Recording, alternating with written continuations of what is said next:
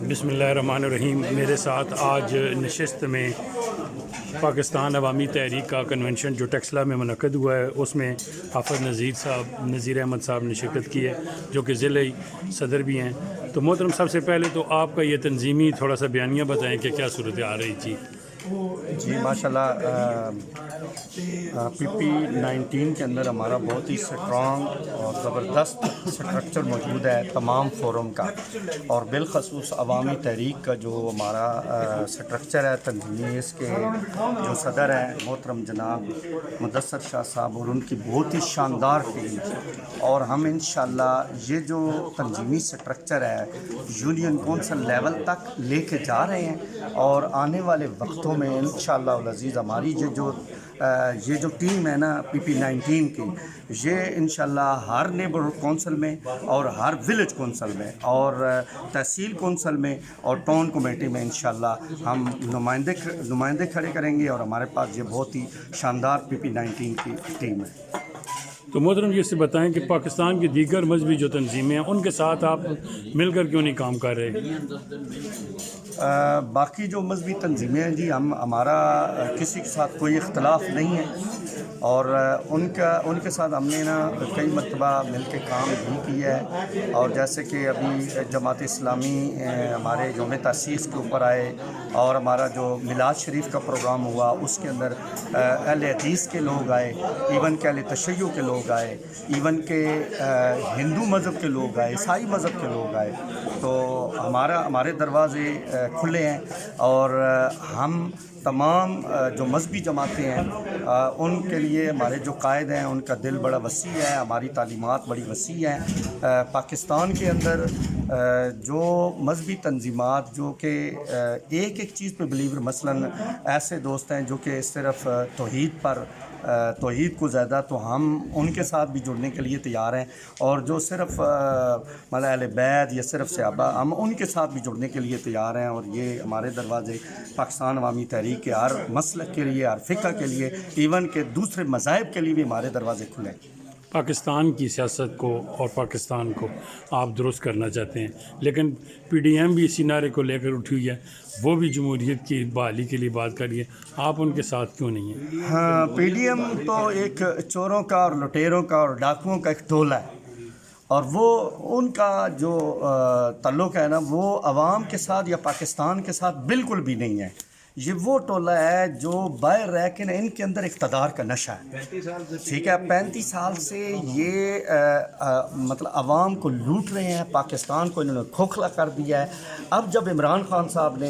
NAB کے ذریعے سے، قانون کے ذریعے سے جب ہاتھ ڈالنے کی کوشش کی ہے، تو یہ چیخ رہے ہیں، اور یہ اپنی کرپشن بچانے کی کوشش کر رہے ہیں، اپنا پیسہ اور دولت بچانے کی کوشش کر رہے ہیں۔ تو ہم تو ان سسٹم کے خلاف، ہاں ان کے جو کارکنان ہیں ان کو ہم دعوت دیتے ہیں کہ انہوں نے کئی الیکشن دیکھ لیے ہیں اپنے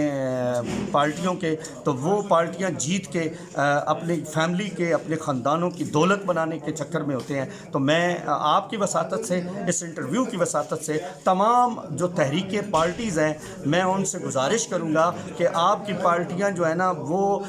چوروں لٹیروں کے ہاتھ چڑھ گئی ہیں، یرغمال ہو گئی ہیں، یا تو اپنی قیادت بدلیں یا پھر عوامی تحریک میں ہم آپ کو ویلکم کریں۔ تو بات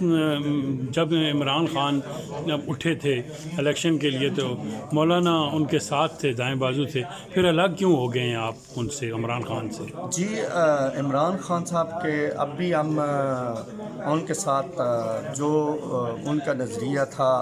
جب وہ اقتدار سے پہلے، جب انہوں نے ہمارے ساتھ دھرنا بھی دیا، ان کا جو ایجنڈا تھا، ان کا جو موقف تھا، منشور تھا، وہ تبدیلی کا اور انصاف کا منشور تھا۔ لیکن کیا ہوا کہ جب اقتدار کے دروازے سے اندر ہوئے تو ہمیں ان کے اقتدار کے اندر نہ تبدیلی کی کوئی چیز نظر آئی اور نہ ہی انصاف کی کوئی چیز نظر آئی۔ انہوں نے ساری زندگی ماڈل ٹاؤن کے جو شہداء ہیں ان پر سیاست کی ہے اور اپنے مخالفین کو دبایا ہے، لیکن جب وہ اقتدار کی طرف گئے تو ماڈل ٹاؤن کے شہداء کے انصاف کے اوپر ایک لفظ تک نہیں کہا۔ لہٰذا اب ہم ان کی پارٹی کے جو موقف ہے اس کے ساتھ نہیں ہیں۔ پہلے کزن کہا کرتے تھے، اب ہم کزن نہیں ہیں، ہم ان کے اپوزٹ ہیں۔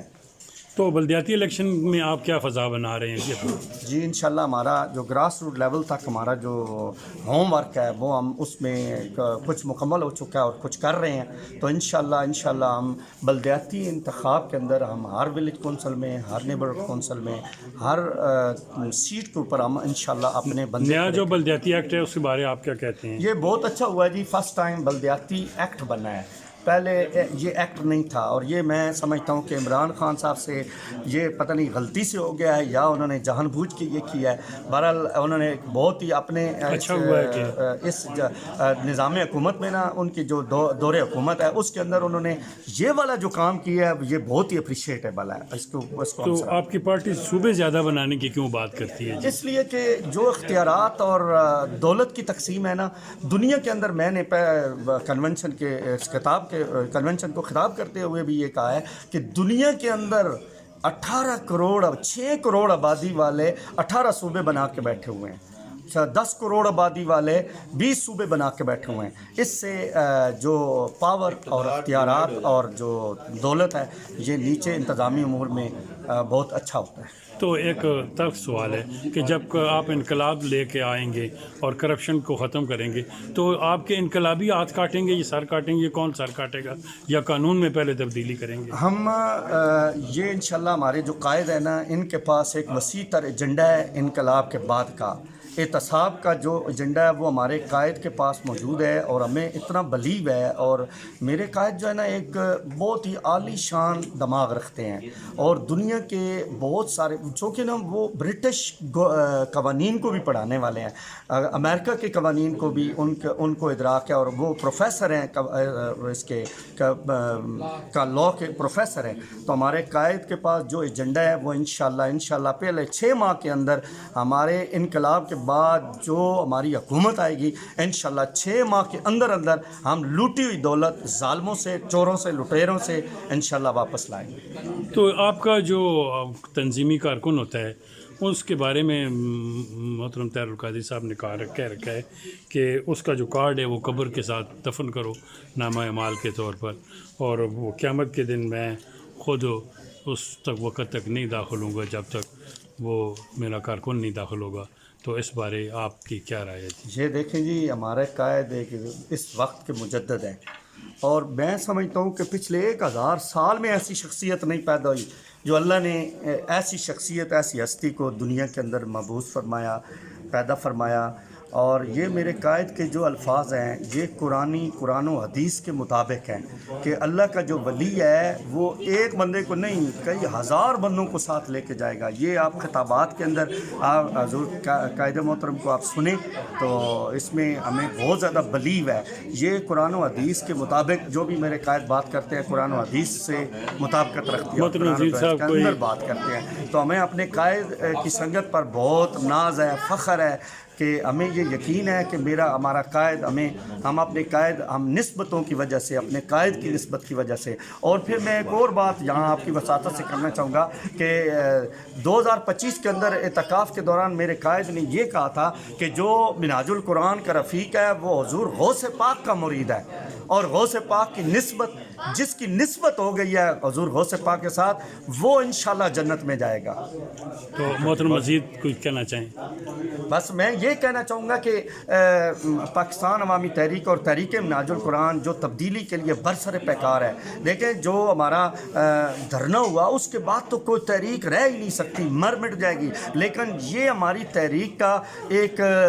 کرامت سمجھیں قائد محترم کی، ڈاکٹر صاحب کی، کہ اتنی مطلب دھرنا جو ہم نے 71 دن دیا اور اتنی صوتیں برداشت کی، ہمارے بندے شہید ہوئے اور ہمارے لوگوں کے جابز کے نقصان ہوئے، کاروبار کے نقصان ہوئے، لیکن اللہ کے فضل و کرم سے آپ دیکھیں کہ آج دوبارہ پھر عوامی تحریک اسی آب و تاب کے ساتھ، تحریک منہاج القرآن اسی آب و تاب کے ساتھ دنیا کے اندر اپنا جھنڈا بلند کیے ہوئے ہے. تو میں آپ تمام دوستوں سے اپیل کرتا ہوں کہ آپ عوامی تحریک اور تحریک منہاج القرآن کا دست و بازو بنیں اور حضور شیخ الاسلام کا دست و بازو بنیں، کیونکہ کرامتوں سے انقلاب نہیں آتے، قوم کی جد و جہد سے انقلاب آتے ہیں. Thank you very much.